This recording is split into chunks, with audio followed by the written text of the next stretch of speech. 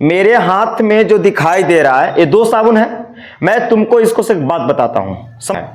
1 रुपया के जीवन में क्या महत्व होता है इसको हम लोग समझने का प्रयास करते हैं। देखा जाए, देखो बाबू, मैं तुमको इसको से तुमको जीवन के रहस्य समझाता हूं कि किसका जीवन में कितना महत्व है।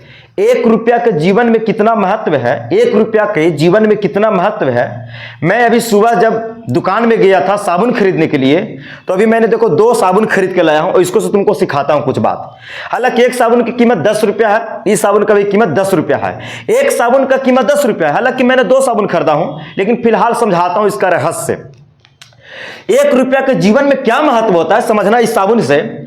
अगर एक साबुन की कीमत 10 रुपया है, लेकिन मेरे पैकेट में 9 रुपया था। जब हम दुकानदार भाई के बोले कि भाई साहब मेरे पास 9 रुपया है, मुझे एक साबुन चाहिए, तो कहा कि भाई साबुन नहीं मिलेगा। हम बोले कि क्यों? तो बोला कि भाई मेरे पास साबुन का कीमत 10 रुपया है और आप 9 रुपया दे रहे हो।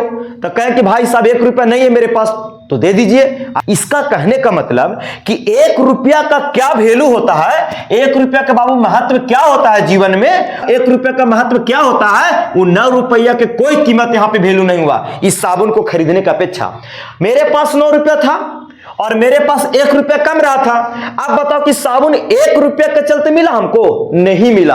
यानी 1 रुपया रहता और मेरे पास, तो 9 रुपया मेरे पास था और 1 रुपया और मिला देते तो 10 रुपया में मेरा ये साबुन कंप्लीट हो जाता। लेकिन 1 रुपया ना होने के कारण इन 9 रुपया को मेरे पास अब कोई वैल्यू नहीं रहा। इस साबुन को खरीदने के लिए मैं बात कर रहा हूं। उसी प्रकार बाबू जीवन में जो है इतना ही के तो लड़ाई है, सफलता और असफलता।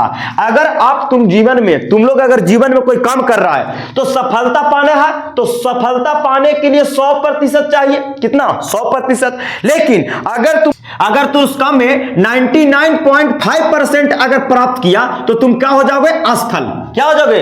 असफल हो जाएगा, है ना। और सफलता पाने के लिए मुझे मेहनत कितना करना पड़ेगा? 100%। और तुमको नंबर आया कितना भाई? तो 99.5% आया, तो तुम क्या कहलाओगे? असफल। कितना की लड़ाई है भाई? कितना की लड़ाई है? तो 0.5% के चलते बबुआ तू क्या हो गया? असफल हो गया। यही जीवन की संघर्ष होता है। तुम कितना भी संघर्ष करो, लेकिन जब तक तुम 100% नहीं पार करोगे तब तक बाबू तुमको सफलता मिलने वाला नहीं है। तुमको आदमी यहां से क्या क्या सोचेगा, मन से सफल नहीं, मन से मेहनत नहीं किया, ऐसे किया वैसे किया होगा, मेहनत नहीं किया होगा, हर एक तरह से लोग बोलेंगे। इसी प्रकार कितना की लड़ाई है? 0.5% की लड़ाई है बाबू। अब 0.5% के चलते तुमको इस सफलता की मंजिल नहीं मिला, तुम क्या कहलाओगे? असफल कहलाएगा। यही जीवन की संघर्ष है। 1 रुपया के जीवन में क्या महत्व है इस साबुन से आपको समझा दिए। और यही हम लोग के परीक्षा में भी होता है, सफलता और असफलता में, है ना।